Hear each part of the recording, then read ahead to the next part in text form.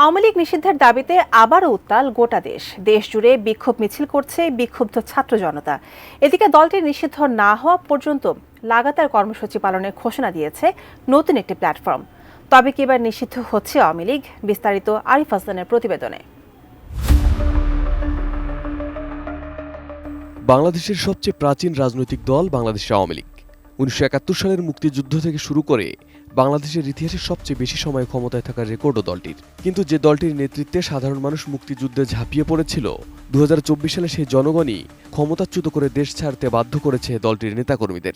এই সরকার কোনোভাবেই আর এক মিনিটও ক্ষমতায় থাকার মূলত ২৪ জুলাই অভ্যুত্থানে দেশের ছাত্র জনতার উপর নৃশংস আচরণের পরিচয় দিয়েছে দলটির নেতাকর্মীরা। দেশের প্রশাসনকে দলীয়করণের রূপ দিয়েছিল আওয়ামী সরকার। ছোট্ট শিশু থেকে স্কুল ছাত্র, দিনমজুর সহ দেশের সাধারণ জনগণকে পাখির মতো গুলি করে মেরেছে দলটির নেতাকর্মী সহ আইন শৃঙ্খলা বাহিনী।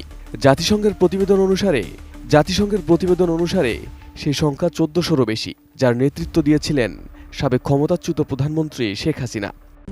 RICL TMX, যুগের পর যুগ স্থাপনা থাকে মজবুত।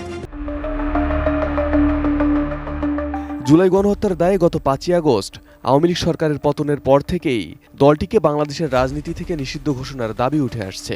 তাদের পুনর্বাসন প্রসঙ্গে হুঁশিয়ারি দিয়ে আসছে আন্দোলনে অংশ নেওয়া ছাত্র জনতা ও অন্যান্য কয়েকটি রাজনৈতিক দলের নেতাসহ বিভিন্ন পক্ষ।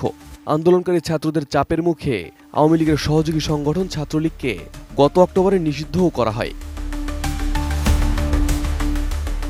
এদিকে নতুন করে আবারও আওয়ামী লীগকে নিষিদ্ধের দাবিতে উত্তাল গোটা দেশ। শুক্রবার বিকেলে ঢাকা বিশ্ববিদ্যালয়ের রাজু ভাস্কর্যের সামনে ঢাকা বিশ্ববিদ্যালয়ের সাধারণ শিক্ষার্থীদের ব্যানারে বিক্ষোভ সমাবেশ হয়। সেখান থেকে গণহত্যাকারী আওয়ামী লীগ নিষিদ্ধকরণ মঞ্চ নামে একটি প্ল্যাটফর্মের ঘোষণা দেওয়া হয়েছে। জানানো হয়, আওয়ামী লীগ নিষিদ্ধ না হওয়া পর্যন্ত বিভিন্ন কর্মসূচি পালন করবে প্ল্যাটফর্মটি।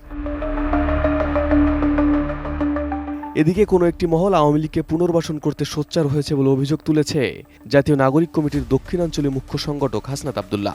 দাবি করেছেন, সাবেক মন্ত্রী সাবের হোসেন চৌধুরী, সাবেক স্পিকার শিরিন শারমিন চৌধুরী এবং ঢাকা দক্ষিণ সিটি কর্পোরেশনের সাবেক মেয়র শেখ ফজলেনুর তাপসকে সামনে রেখে বাংলাদেশে ক্ষমতাচ্যুত আওয়ামী লীগকে পুনর্বাসন করার চেষ্টা চলছে।